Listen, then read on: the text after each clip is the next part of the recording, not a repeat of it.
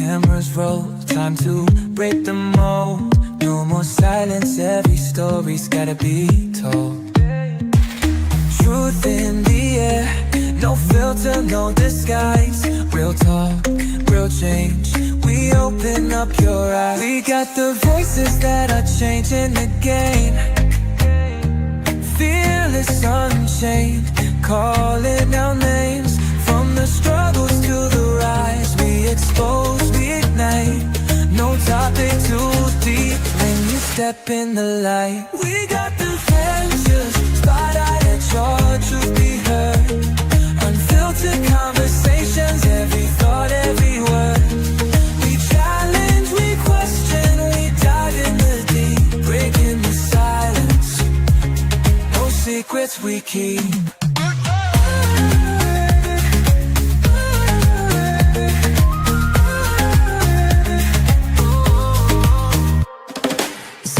From the pain to the power, the lessons we learn.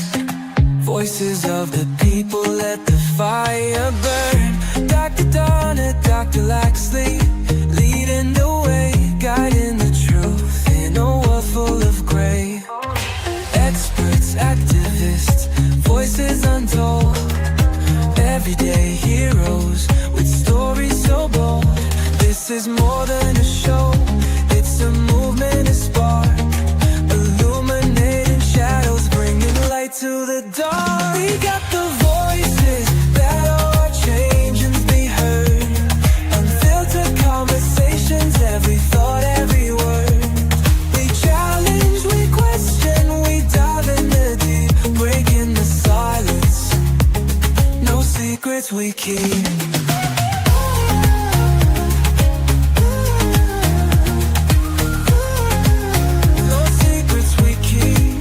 Step into the spotlight, let your truth be heard. Unfiltered conversations, every thought, every word. We challenge, we question, we dive in the deep, breaking the silence.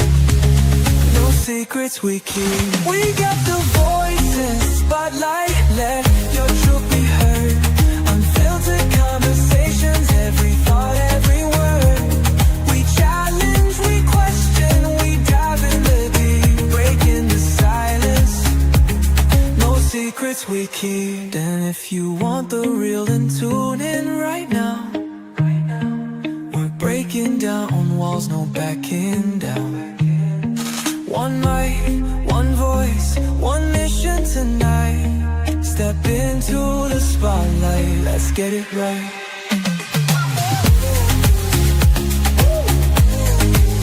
Let's get it right. Head to the spotlight. Let's get it right. What do?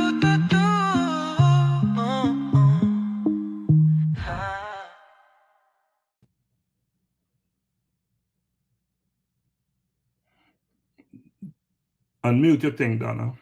Hello, hello, and welcome, friends, to In the Spotlight. This is the place of raw, unfiltered conversation where nothing is left on the table. I'm Dr. Donna. And I'm Dr. Laxley. Donna, we have a big show tonight, but before we bring our guest on stage, I believe it is important that we have a family moment with our audience.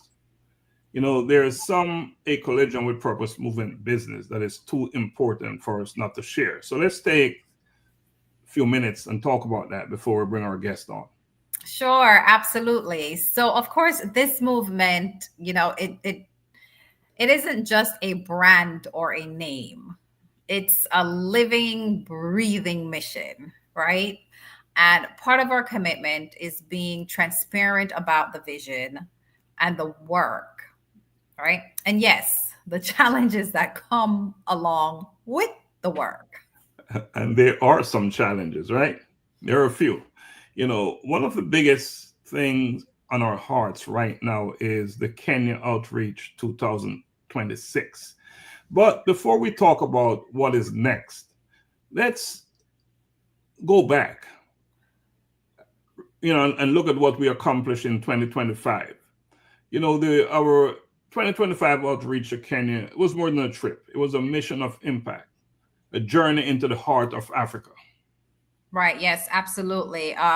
Of course, we visited when we were there, right? We visited schools and orphanages. We planted trees, of course, for the next generation to come, trying to make sure that we have a better environment for the next generation, of course. We met with government officials and had the honor of an audience with actually Professor PLO Lumumba, which was definitely almost like the icing on the cake, right? Um, but also we built pit toilets, we gave out sanitary pads, we distributed food, we delivered over 100 pairs of shoes for some of the students who did not have shoes, and provided clothing for some of the children who were in need of clothing in some of the orphanages that we visited. And every stop was just a reminder of why we do what we do. And that's why we do what we do is so important. But here's the thing, right? That was just the beginning. In 2026, we're going back. And this time, we're bringing even more scholarships for deserving students, vital resources to help them succeed. And yes, we will host our annual Collision with Purpose colloquium right there in Kenya. Guess what? We're bringing the movement to Kenya. Yes. And that means we're looking for partners who believe in the vision, people who are willing to link arms with us and say, I'm in. Because this is not just about fulfilling a promise, right? It's about really building a legacy of impact that, outlive all of us.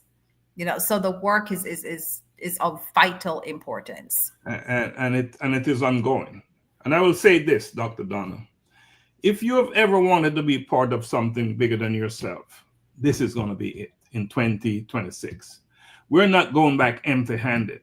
We're not going back alone. We're going as a movement backed by a community that understands the power of keeping your word. And that is so important. Yes, yes, definitely. And speaking of keeping your word, you know, we have a guest here with us today, right? And today's guest understands exactly what it means to take a vision and make it real. Brick by brick, step by step, she's working on a project that, just like our outreach in Kenya, is about preservation, empowerment, and building something that will last for generations to come.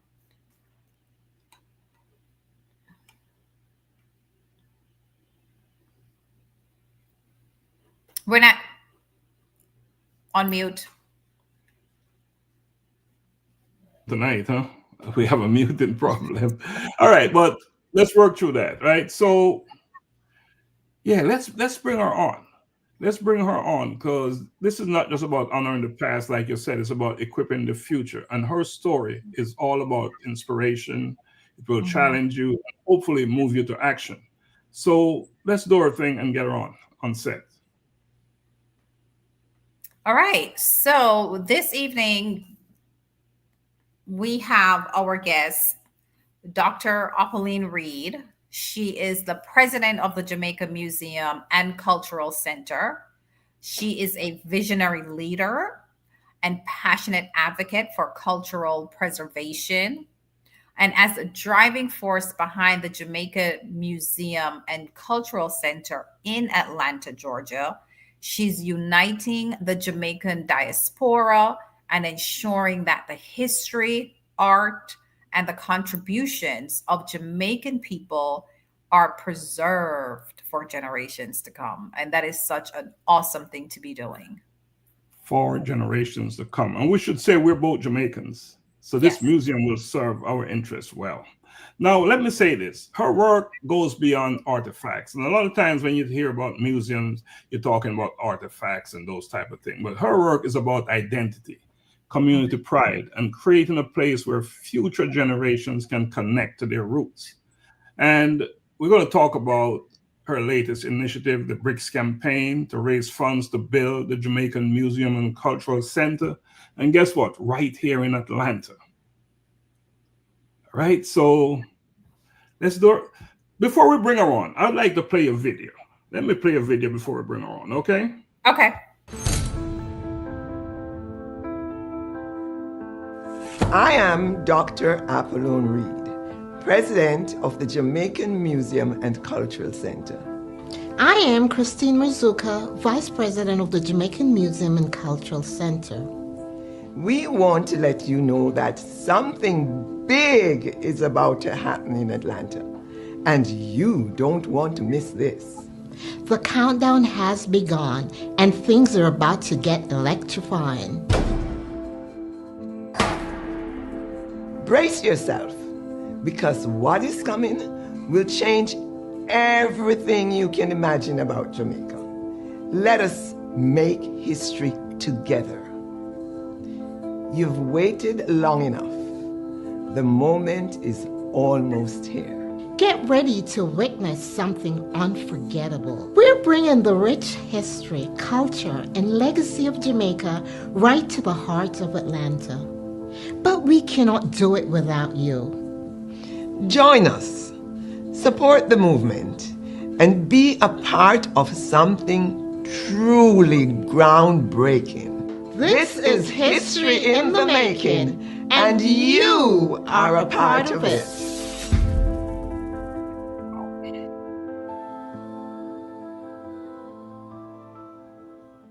So much to unpack there. So much. Something big is about, and I'm going to use the word go down. Yes. Because we can be a little bit colloquial, right? Something big is about to go down. So I think we should bring her on. But can you give her that typical drum roll thing that you do? Yes, sure. So, friends, let us welcome to In the Spotlight Dr. Apollone Reid, and we're going to give her that wonderful drum roll.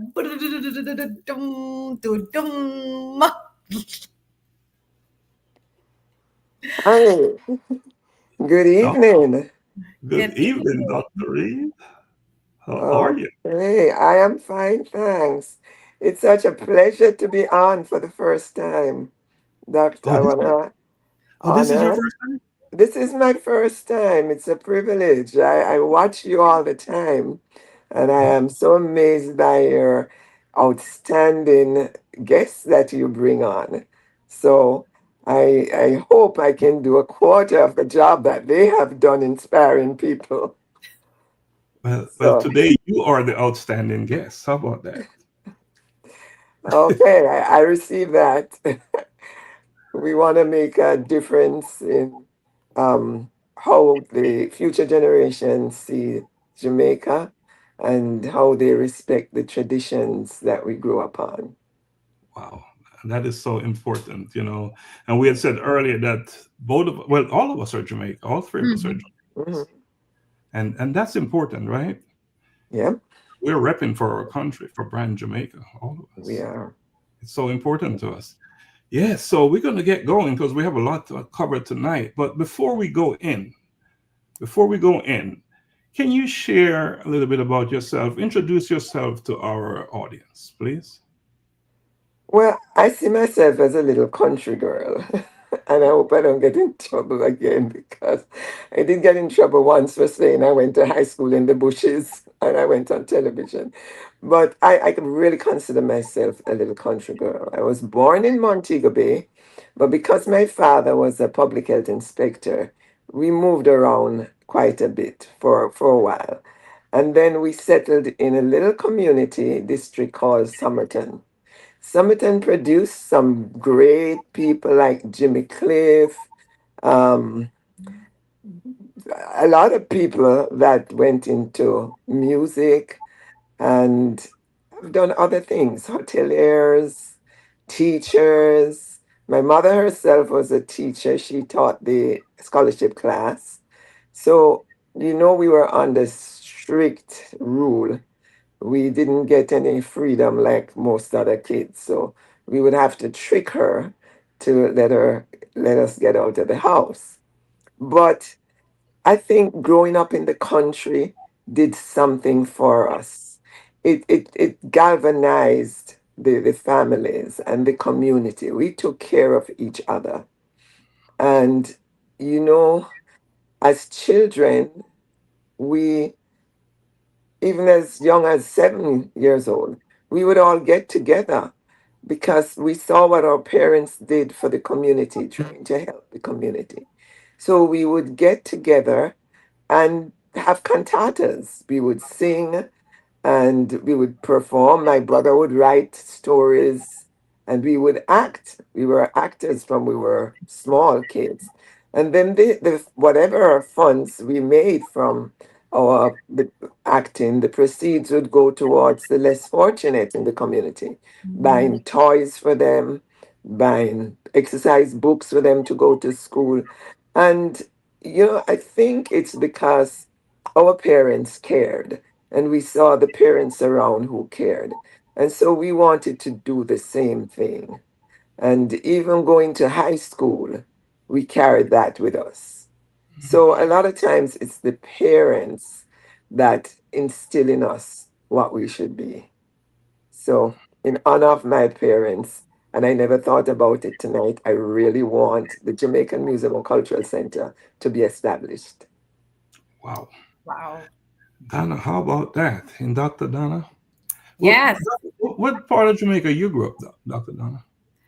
Well, I was born in the parish of Portland, so between Portland and St. Catherine. Between? Well, you know what? I would say both. Say both because I would say both because I was born in Portland, spent some of my earlier years in Portland. Then we moved to I think it was like Duane Park in Kingston, and then we moved to St. Catherine, and like I'm pretty sure other children, like every weekend, the drop off was back to the country to the grandparents Wow. and the holidays. So there is we have some similarities here, right? We all have that. Grounded in Portland the is such a beautiful parish, though. And I never knew it. I thought, okay, Montego Bay was where it's at. Montego Bay was the republic. It was the most outstanding city in Jamaica. Mhm. And when I married my second husband, he had a dental practice, and this Caucasian man who I thought shouldn't know anything about Jamaica came into the office and he said, "You have not lived until you visited Portland." And I said, "This crazy man, where is he coming from?" And we made it our mission to visit Portland. And I can tell you, it's the closest you can get to God's creation. wow, It is beautiful. Dr. Oh, Donna, you're from close to God's creation. well, That is big endorsement there. Let's get to some questions here. wow. But Dr. Reed, that's always such a powerful starting point, right? Because our early years often, it plant the seeds for what we'll spend our lives protecting, Mhm, from that early foundation. mhm. But for you growing up, what aspects of Jamaican heritage, whether it was the music, traditions, food, or the community, had the most lasting influence on you? Um, it is hard to choose one Hmm. because I grew up with dancing in my bones. So the Mhm. music always impacted me. The moment I heard the music, whatever kind of music, my body immediately gyrated to the beats, the rhythms, and I just identified with it. And having someone as successful as Jimmy Cliff, who I knew personally, whose father was a tailor, and his father's name was Polly. Oh, So yes, I would make it a point of my duty to walk past his tailor shop down in the square, just to have him say, "Hi, Miss Polly. I was about 7," and I would say, "Hi, Mr. Polly," and every day that would be our conversation. So I I love the community, but and the togetherness, and no matter what political affiliation you were, we got together from time to time. We got together at Christmas. My father was the one who lighted up the place with the firecrackers and and the fireworks. And although he was a public health inspector, he was everything to the community. So I saw that community influence through him.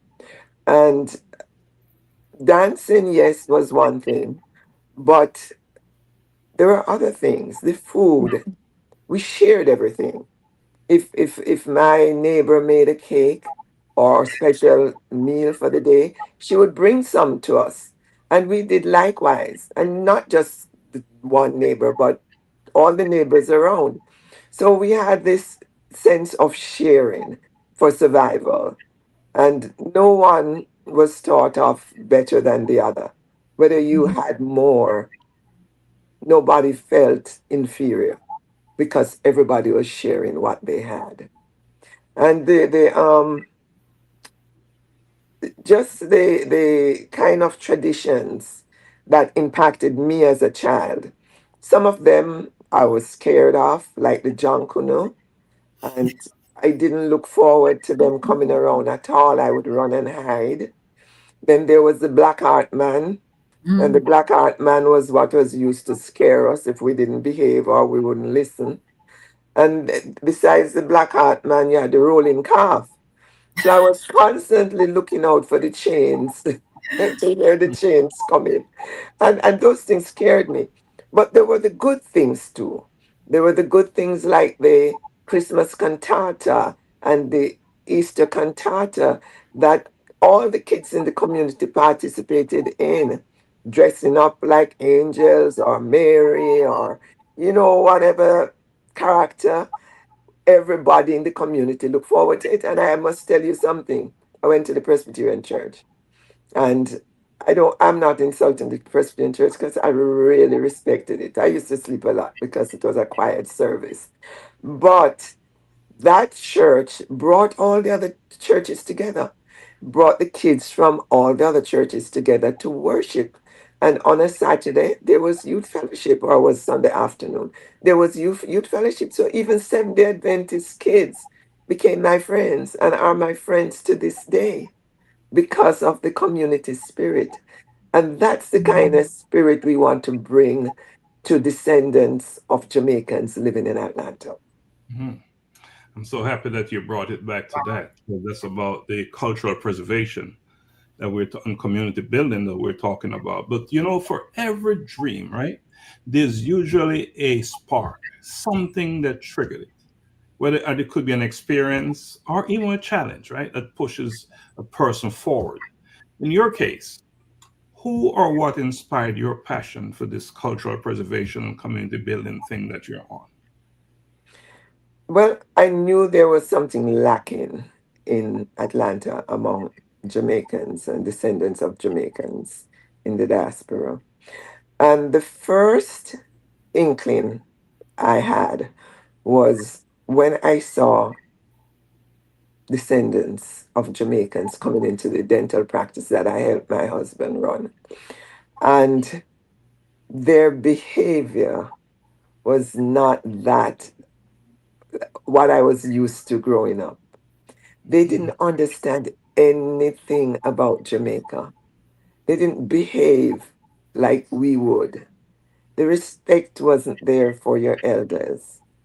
And I thought, I said, there is something missing. We cannot have a generation so close to us that left Jamaica that do not have that pride instilled in them to be the Jamaican that aspires to greatness, the Jamaican that wants to make of themselves the best version of what they can be.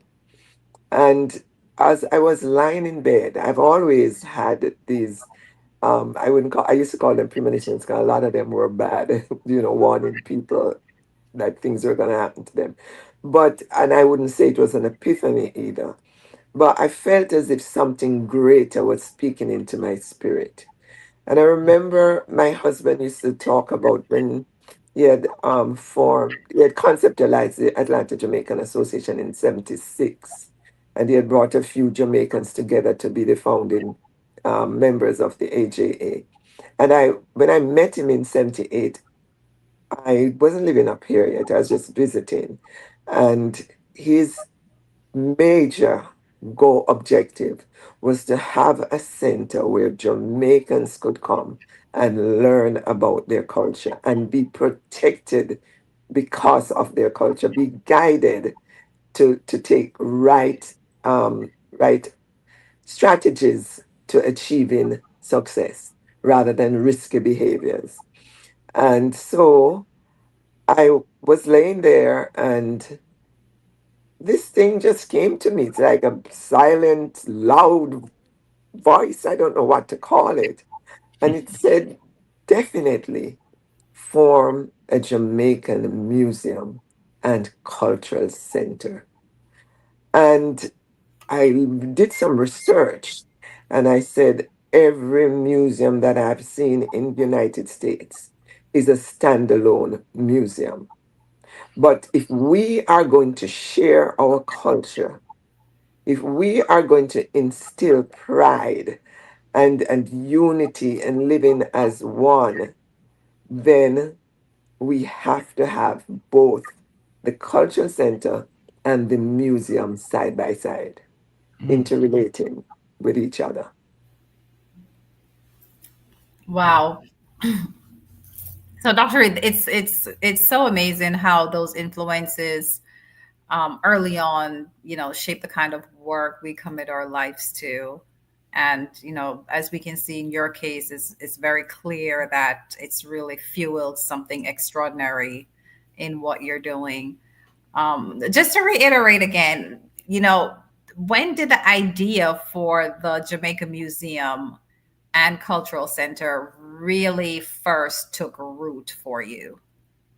Immediately when I got this feeling that it had to be done, Mhm. I went to a group of people that I had known and worked with in the Atlanta Jamaican Association. And I told them this vision, and I said, this is it. This is how we must keep and protect and preserve our culture and share it with not just the descendants of Jamaicans in the diaspora, but we must share it with the communities around us, the other West Indian communities, the communities in Atlanta. And um, we realize that by so doing, we could impact small businesses. We could encourage them to be um, more focused on also selling the traditions of Jamaicans.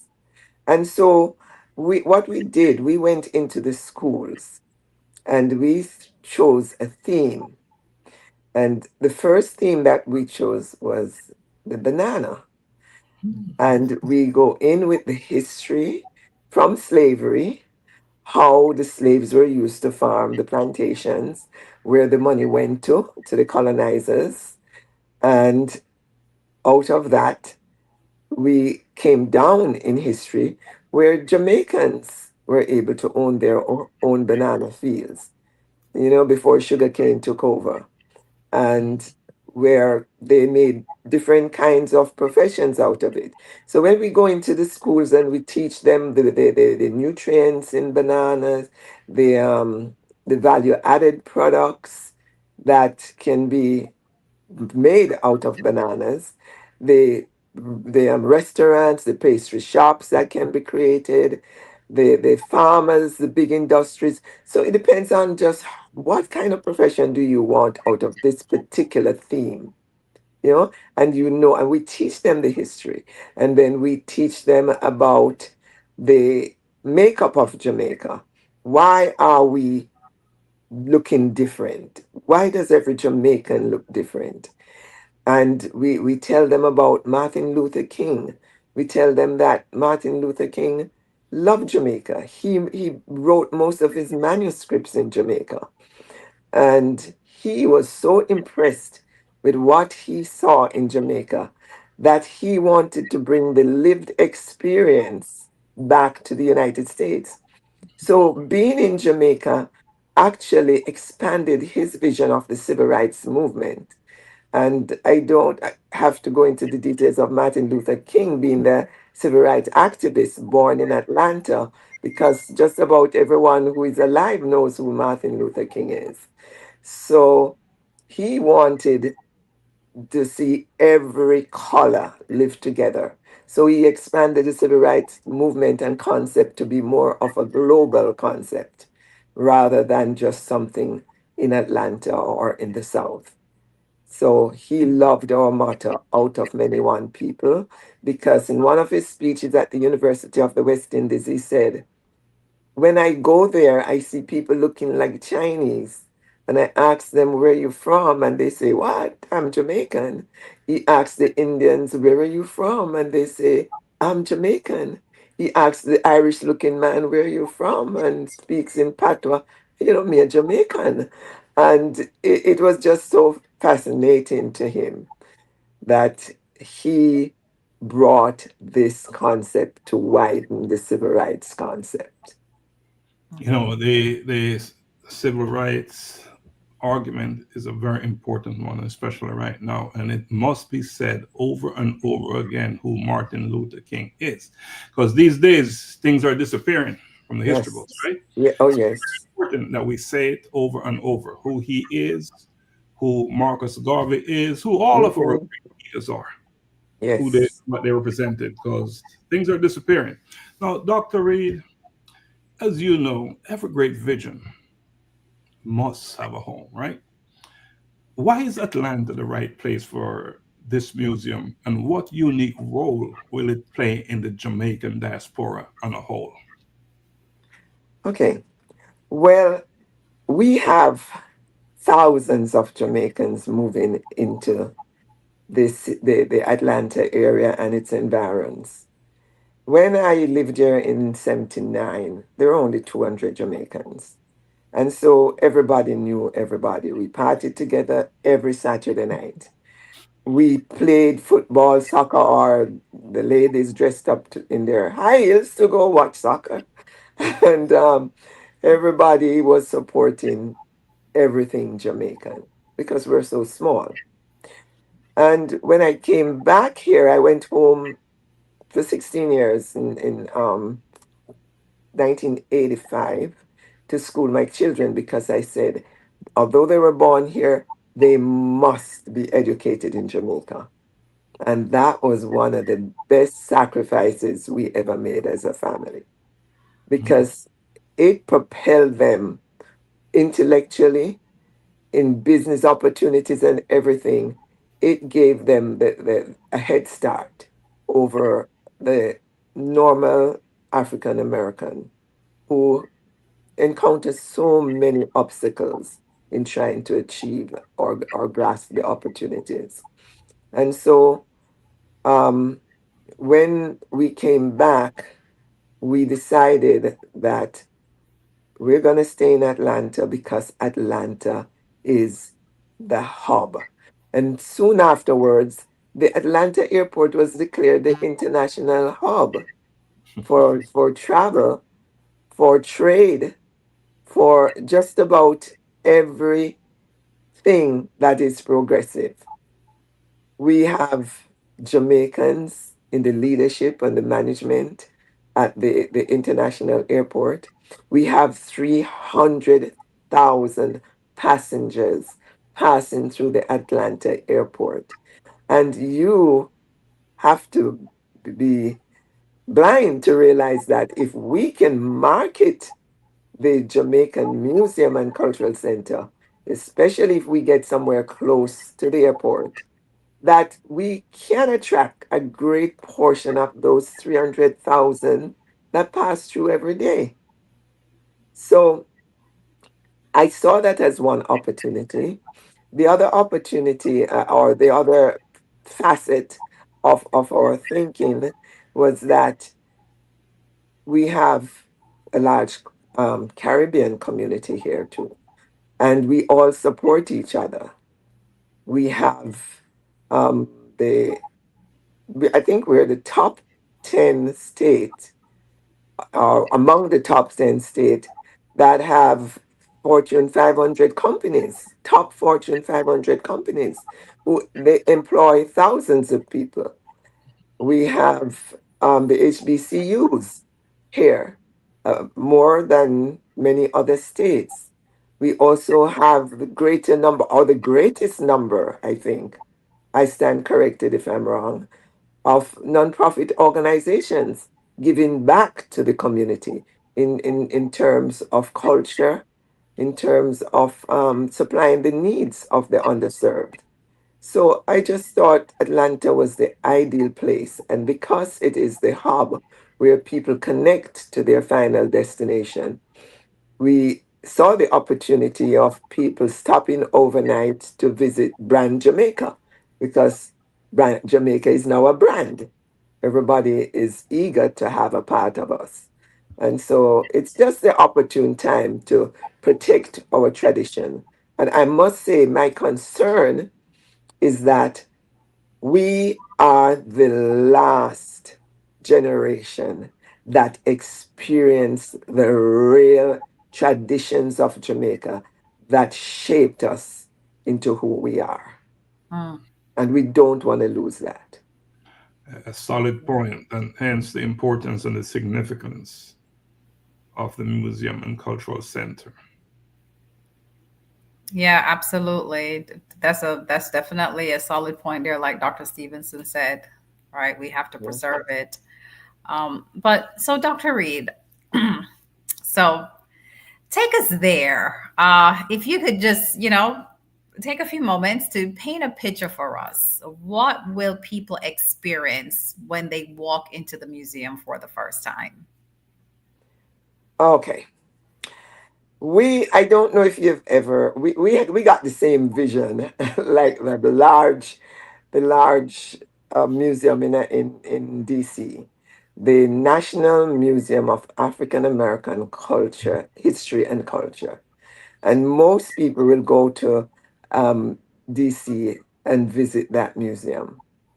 At that museum, I was shocked when I went there twice, and I still haven't finished touring all the 5 floors. Mhm. They had the same concept that we had, starting out with our history, where we were stolen from Africa. And I want to sing that song, Buffalo Soldier by Bob Go ahead, Marley. sing it, sing it. I can't sing. I am tone deaf. All right, we'll take some bad notes if you want to give it a shot. But But Buffalo Soldier, born in America, take me from Africa. yes, But you know yes. that story. We were taken from Africa. A lot of us died on the way in cruel, inhumane ways that, to this day I say nobody paid. But we can't look back. Like the first president of Ghana, was it? He said, forward ever, backward never. So we have to move forward to move on. But we're gonna people visiting the museum will see that where we began with the Arawaks, the Tainos, coming to Jamaica. And I even found out where they came from. I saw a little story which I have to verify whether it's peer reviewed or somebody made up that story. But they told why the Tainos left Colombia and left South America and came up to the Caribbean. We still are missing the part. How did they get across the sea? Have you ever wondered how they got across the sea in those days to Jamaica? And those seas were rough, Mhm. rough waters. But we're going to take them through the Spanish when the Spanish came and worked them to death. And there were millions of them, I understand. Probably more than 3 million Arawaks living in Jamaica. But they all died. They died from the diseases that the Europeans brought there. And then we Mm, want to take you through the the English defeating the Spaniards. So our Spanish name cities like Manteca Bay became English cities like Montego Bay. And you know, Spanish Town was another Spanish name and it became Spanish Town. So they will know all about that history. They will know about Port Royal and the fact that we are now the number one um what do you call it? The preservation site probably in the Western Hemisphere because Port Royal was preserved whole under the sea. mhm, And they say when things stay under the water, they are preserved. It's when they come up that the oxygen oxidizes them and they rust. So we have a city under the sea in Port Royal. They learn all about that. They learn about the pirates. They will learn about our national heroes, Nanny, the Maroons, how they fought the English and got their independence before Jamaica was independent, before emancipation. And we will come on up to our mission. You know, our mission is to investigate, compile, and document the history of Jamaica from its genesis through its struggles, because we will highlight the struggles to our victories, as seen today in the celebration of our outstanding artists, musicians, our literary scholars, our scientists, our inventors, our medical experts, our beauty queens, outstanding athletes. You know, you have Bob Marley as a musician, you have Usain Bolt as an athlete, and they're coming from humble beginnings. So it means if they can do it, so can anybody else. So we will be our cultural center, will be a center for inspiring, teaching, and motivating. And enjoying, because you know our music, oh my God, when you hear our music you just want to dance, right? So we will have music in the cultural center all the time. You almost had So us dancing with your rendition of Buffalo Soldier. No, you know, you've painted a picture, and it's a big one. It's a mm, big one. For to activate something so huge, it's going to take some money. It's going to require some Mhm. fun, some mhm. funding. And I know that you're doing the BRICS campaign, but a lot of people out there listening probably don't have a clue what the BRICS campaign is. Can you break that down? Tell us, share with us how that works. Okay, so the BRICS campaign is only one fundraising strategy that we have that will put money in the coffers of the building fund. And the building fund is in a secure bank account that will be reserved and preserved solely for acquiring a building, whether we do our own construction or we buy.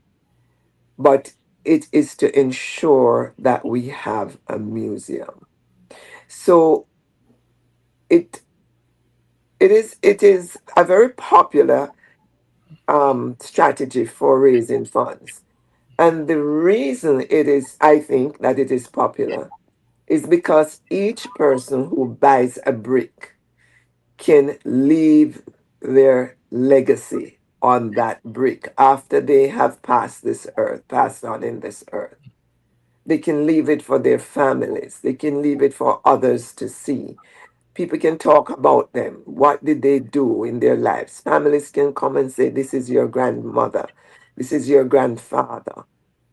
You can put your business there. Some will probably gonna have multi-million dollar Jamaican business. You can put your businesses on your plaques because and your bricks. There'll be different size plaques and bricks. And you can memorialize your loved ones.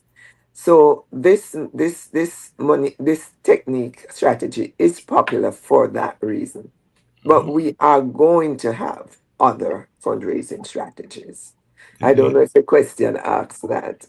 No, you answer my question. That's the initiative you're working now is the BRICS campaign. You're getting ready. You've rolled that out actually. And just for clarification, the BRICS campaign is to raise monies. Those are not the bricks that will build the building. I just want that N- to be No, clarified. no, no. Those are not the bricks that will build the building. It's just to raise money. No, right. The building has to have a building code. You know, the architect knows all about that.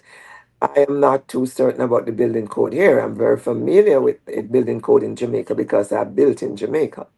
You know, the steel, the amount of steel you have to put in there, but the same structure is going to go up without the bricks at the beginning. The bricks will be like a interface or outer face, whatever you want to call it, to different sections of the building after it is constructed. So it will probably go depending on the design agreed between the board and the architect. Then they will know where to put the bricks, where the names can be prominent.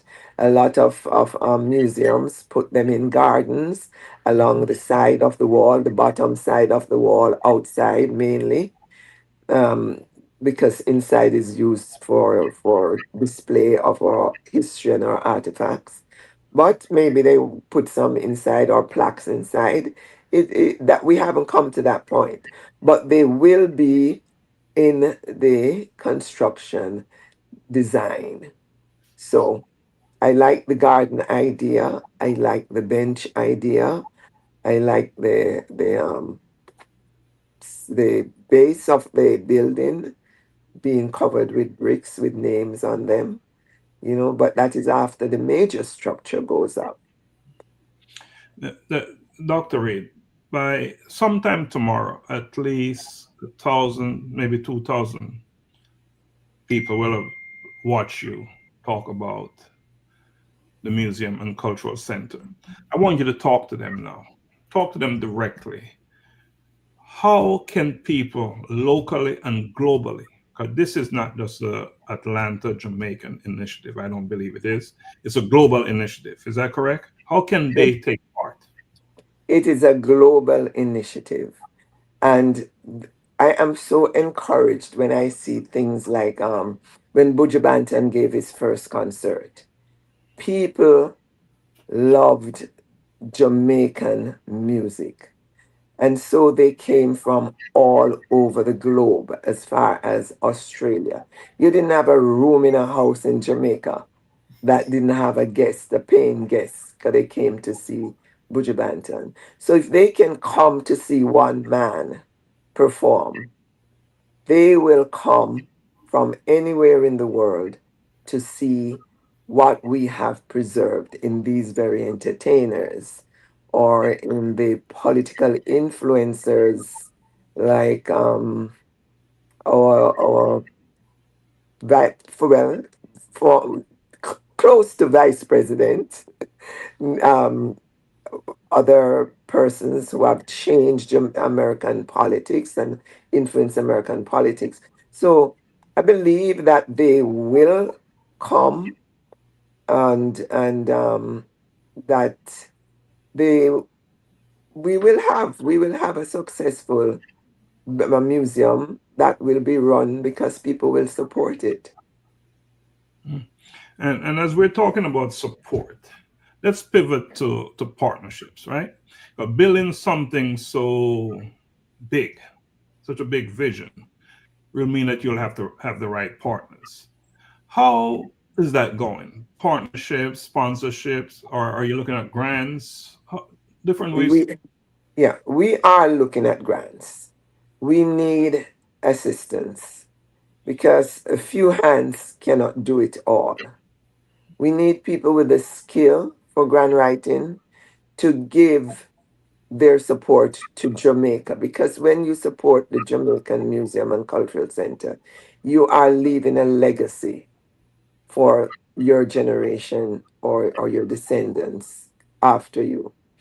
And so we are inviting anyone who is willing, who loves Jamaica like I do, and you do, you both do, to give of their talent, sacrifice a little bit. There are 3 million Jamaicans approximately living outside of Jamaica. Can you imagine if we have just a fraction of those giving or even buying a brick? Mhm. You could, if 300 million Jamaicans bought a brick, that's what, $300 million, right? We don't need a fraction of that to build the museum. Divide that in two, that's 150 million. Divide that in four, that's 75 million. We could do so much with that. Think of the amount of kids that we could inspire to greatness.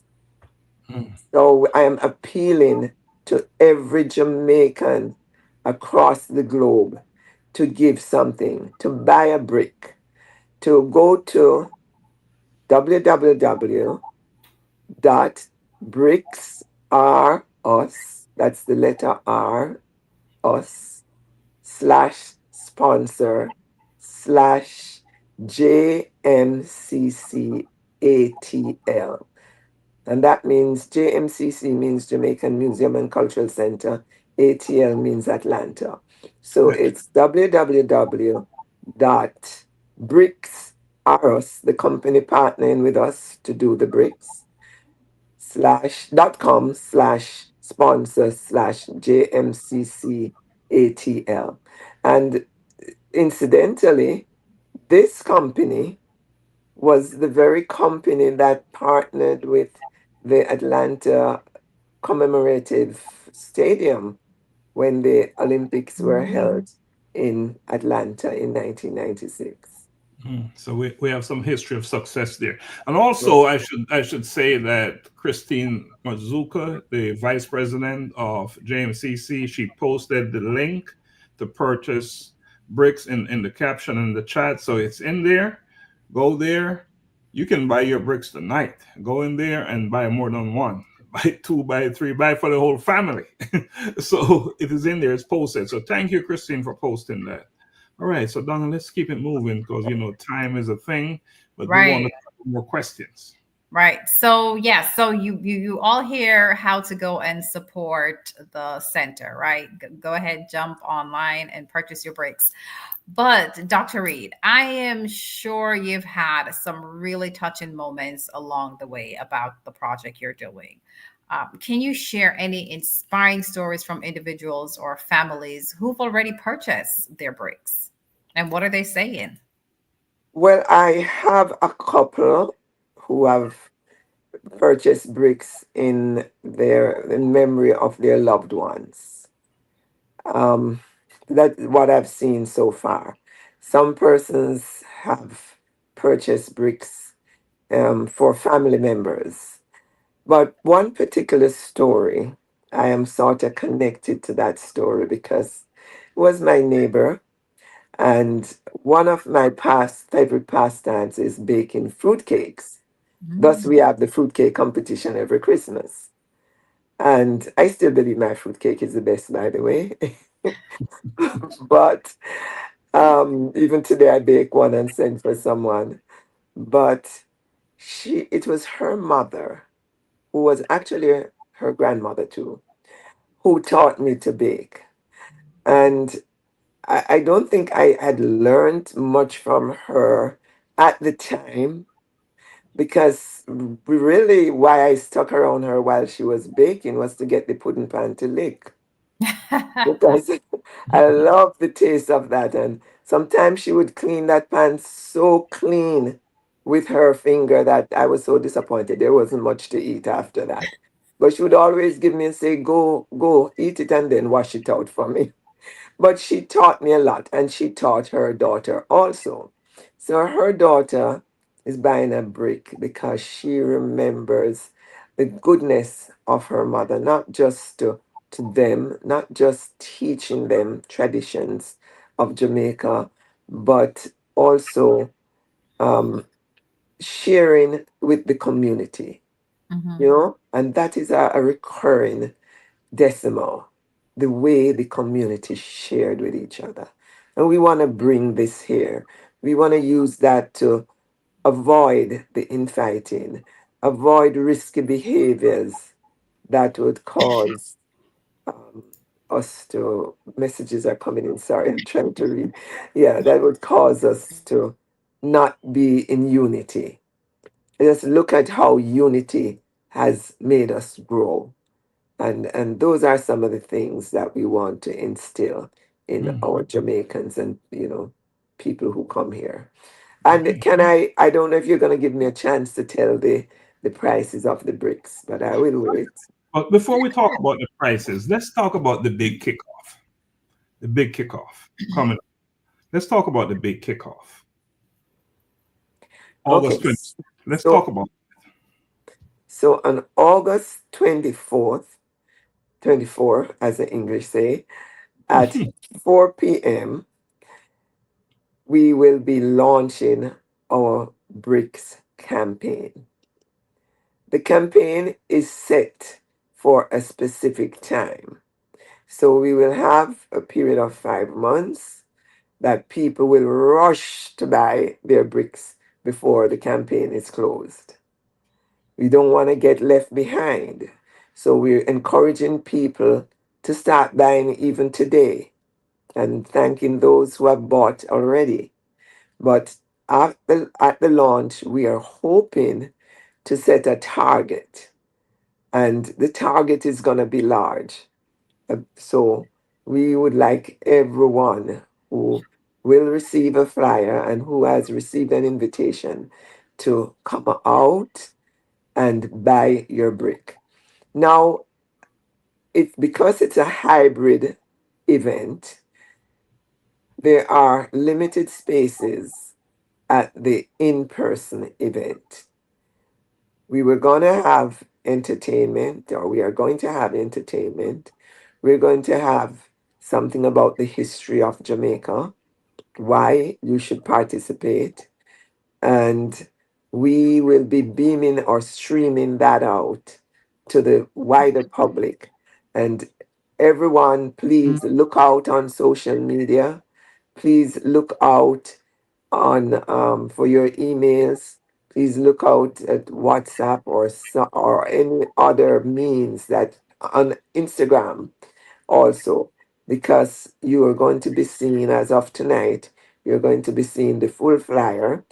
You're going to be seeing how to get online to purchase your bricks, and you will be able to communicate with us during that function to tell us that you have bought your bricks so we can announce to the public just how well we're doing with the purchase of the bricks.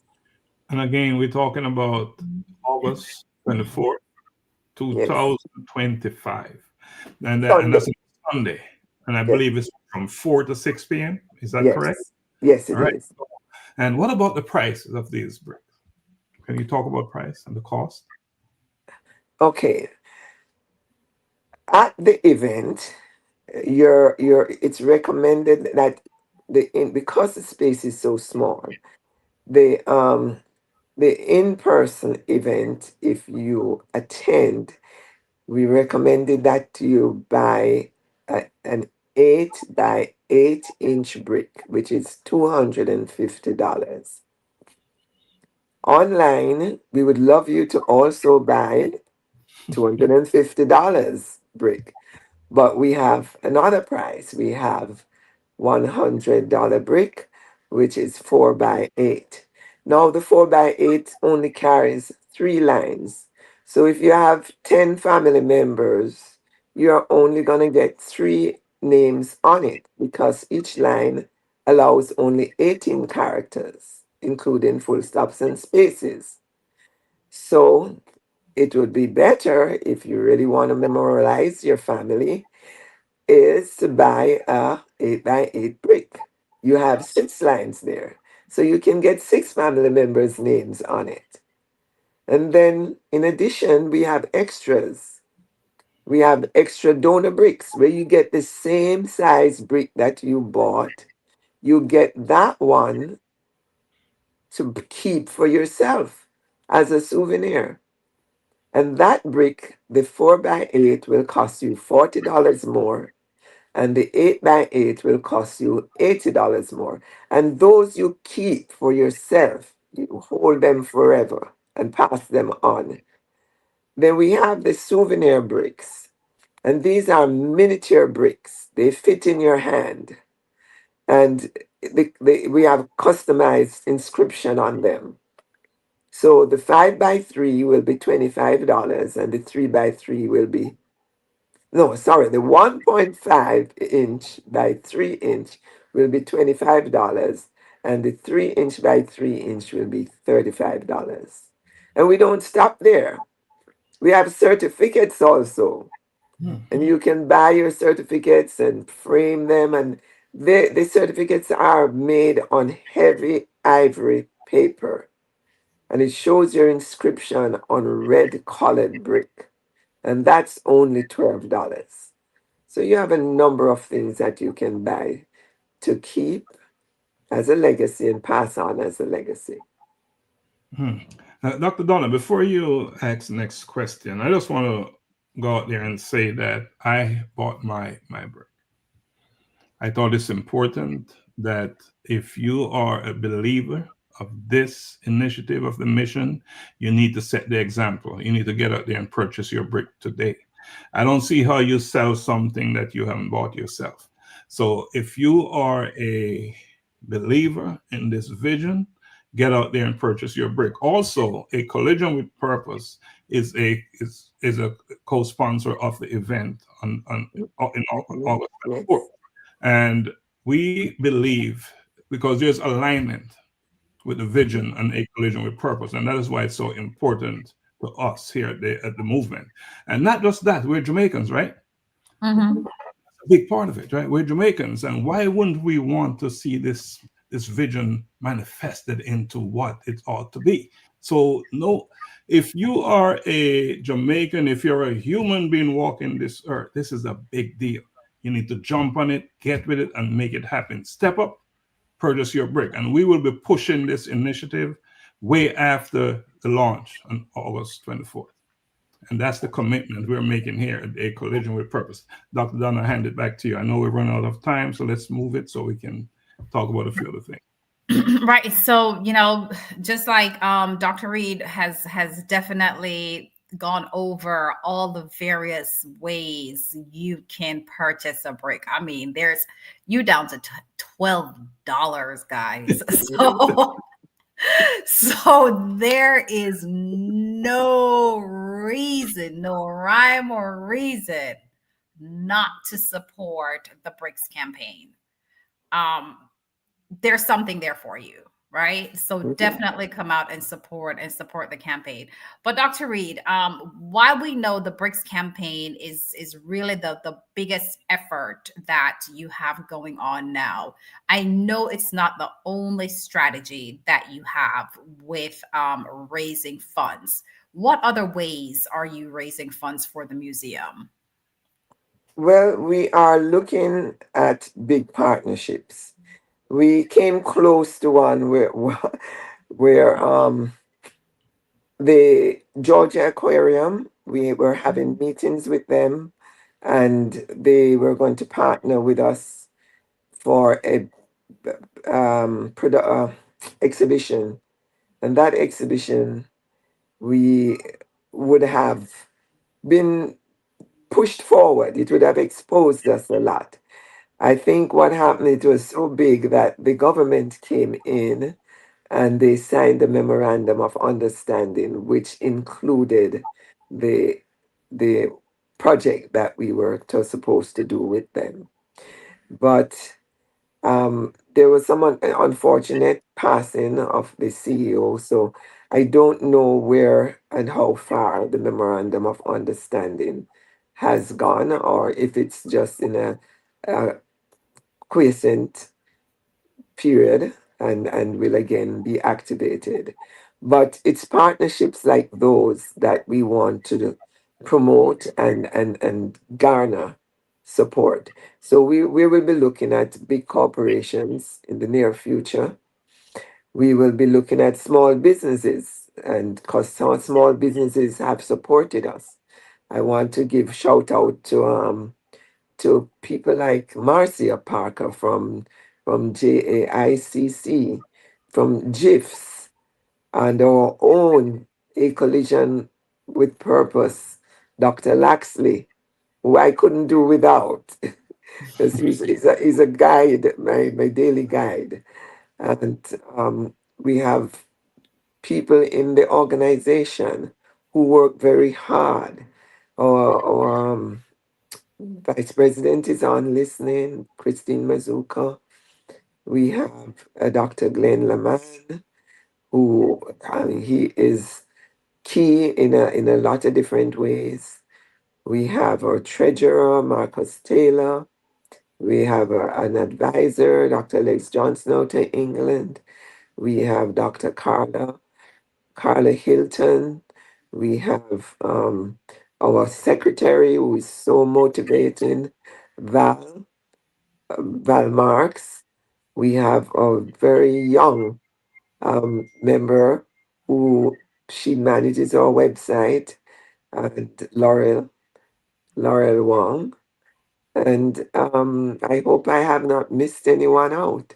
And apart from that, we have members who have not been able to stay on because they've moved far, and their have commitments have been so intense that they didn't see how they could really be of physical assistance at this time, but we still have their support. They're constantly recommending persons to help us, and they're constantly giving us guidance. There is Sharika, who dear personal from NH um, Jamaica National, and I don't want to leave anybody out, but there is our actress, Alreen Foot, and there I cannot leave out APNP. I don't remember what APNP means, but it's our media studio, Mr. Parkins. Oh my God, without him, we could not do it. And of course, GIFs, Dr. Gary, I'm going blank, Garfield McCook. Uh, yeah, but all these persons have been supporting the museum. You know why? Because they believe in the vision and they believe in the mission. And it's good to say you believe in something, but unless you act, you really don't believe in it. A belief and a love for something is an action. So we're encouraging everyone to come out and support us. Just when you come to the function or when you call in through Zoom, just let us know what you want to do to help, and we will be willing to put you on board. All right, awesome, Dr. Reid. As we move into to draw down because of time, I want to ask you two questions in one. If someone is listening today and wants to support, what is the first step they should take? And also, beyond financial contributions, how else can someone get involved to help move this vision forward? All right, we have different groups. We have the associate group, and these are persons who they don't see where they can have the time to come to monthly meetings, but they can participate in a project like the BRICS campaign, or they can participate in a crowdfunding campaign that we're trying to set up, or partnership. There's small opportunities for partnership that come up, and some persons have the skill for writing proposals. So we need persons who can write proposals to partners and sponsors. We also need persons just to be on the ground. For example, when we have function, to be at the door, to take names, and just any kind of help to help us decorate the place. The opportunities for helping, they're great. We have friends of the organization who just go out there and they're ambassadors because they are so busy they don't have time to participate. So they go out there and they spread the news about the museum and they look for new partners for us. So in any way that you see possible, just call. My number is will be on the number for the that you can contact the museum will be on the flyer that's going out tonight, and we look forward to everyone just being a part of this great mission for Jamaica. It's going to be there after we leave. Everyone, it's going to be there. Your descendants are going to benefit. It's going to guide them into goodness. Please. And we even have somebody from Jamaica who supports us, and that's Kanai Condison, and he is one of the members of the associate group. We have Dr. Colleen. I forgive me if I'm leaving anybody out. The brain is tired. So I'm please. sure you will be forgiven, if you leave Mhm. out. But yes. So Dr. Donna, let's move to you. So Yeah, so a great, big, big, big task ahead, big initiative, lots of work. And as we see, there's so much room for us all to jump in and help, right? But Dr. Reef, like, finally, let's just kind of like take a moment and just, take us to, 10 years from now. What's your hope and your vision for the Jamaican Museum and Cultural Center? What do you see happening 10 years from now? 10 years from now, I'm looking at it. We will have a beautiful contem- contemporary structure that's so attractive that everybody will see Jamaica from miles. They'll see it from the air. We'll have our flag on the building. And I foresee streams of children going into the museum daily to learn about our culture. I see different nationalities wanting to know more about Jamaica. Why does such a small country, a small piece of rock, excel so great across the world in just about every aspect of life that you can think of? People will want to come to know how can we emulate that? How can we be like the Jamaicans who have succeeded? And more so, how can we leave a solid influence for our kids to do what is right so that they can create their greatest human potential? I see a cultural center with entertainers, with people who will carry the legacy of a Louise Bennett, of a Ranny Williams in plays, of people who went to the Windrush, the Windrush generation. All of those things I see being replayed. And it will be a place where you will get artifacts to buy, to purchase. And when you learn about the history of artifacts. And something I learned because I had approached the Smithsonian to be a part, hoping that they would have helped us with our development. But they want us to have a building for 2 years running before that can happen. Because ideally, it would be nice if we eventually become a part of the Smithsonian Group.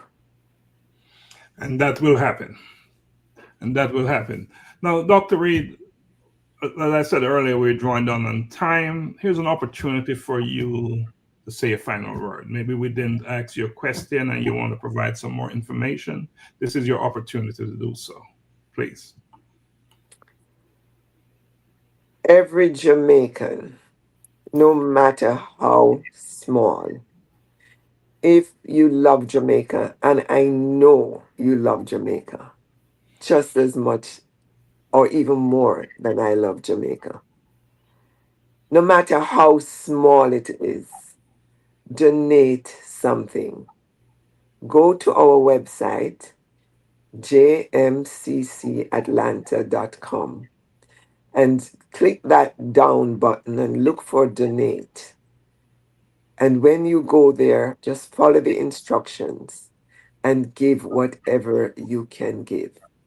Your every donor will have his or her name on a scroll that you can examine, or your descendants can examine to see, yes, my parent or my grandparent was a donor, was part of this rock that we have left in the United States of America for everyone across the globe to access and to experience.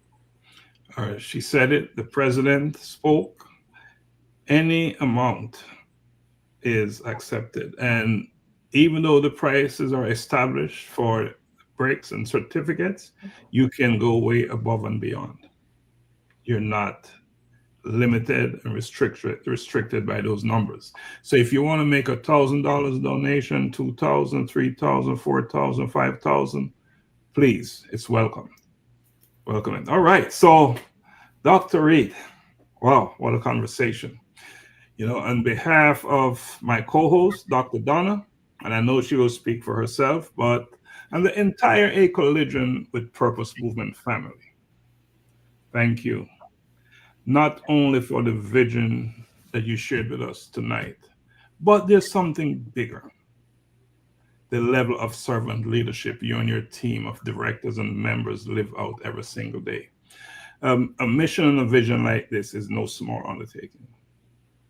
You must do the work, and you must work together as a unit to make this happen. So we commend you on the work you're doing, you and your team. Your commitment to preserving the heritage and building legacy is inspiring. And it is a reminder that leadership is at its best when it serves others. And that is what this museum and cultural center is all about. Right now, to our audience, I want to talk to you.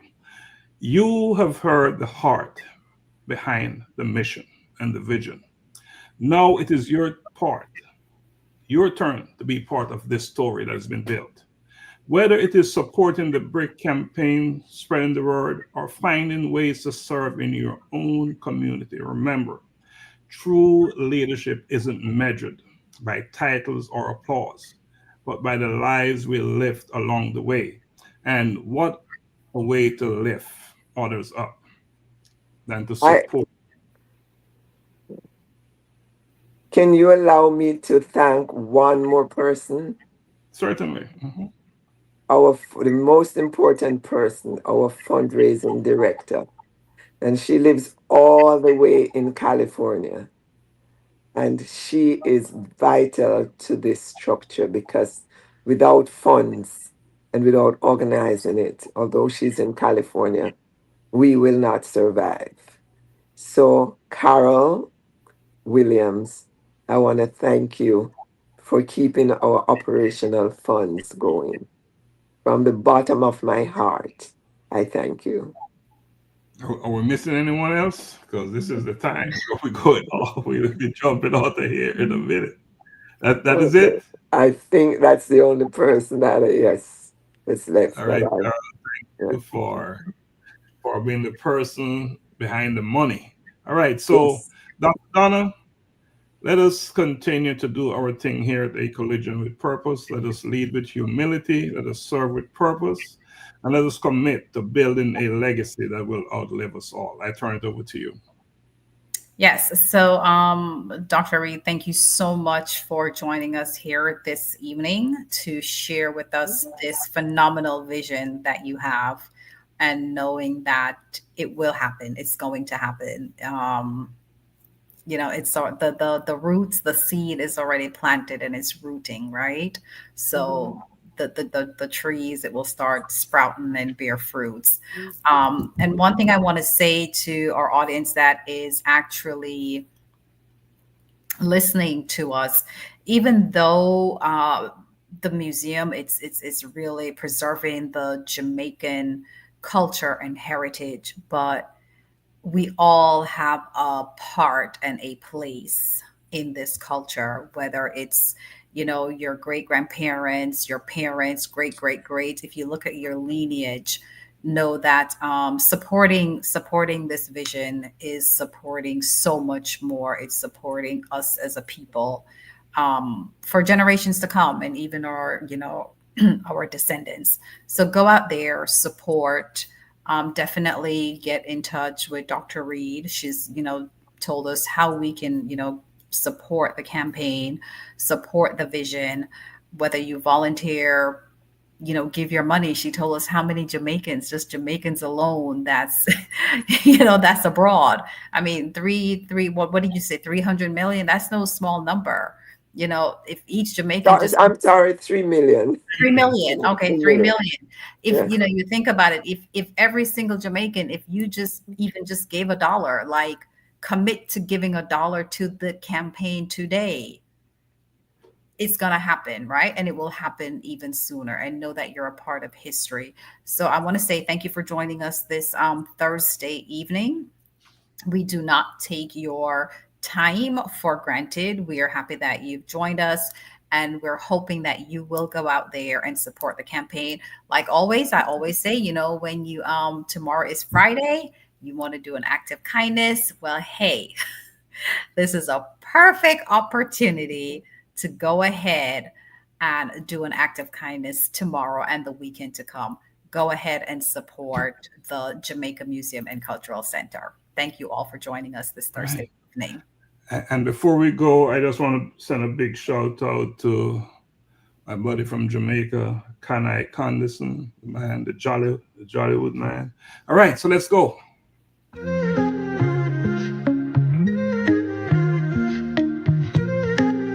Step into the spotlight. Couple lights on, cameras roll. Time to break the mold. No more silence, every story's gotta be told. Truth in the air, no filter, no disguise. Real talk, real change. We open up your eyes. We got the voices that are changing the game. Fearless, unchained, calling our names. From the struggles to the rise, we expose, we ignite. No topic too deep when you step in the light. We got the answers, spotlight at your truth be heard. Unfiltered conversations, every thought, every word. We challenge, we question, we dive in the deep, breaking the silence. No secrets we keep.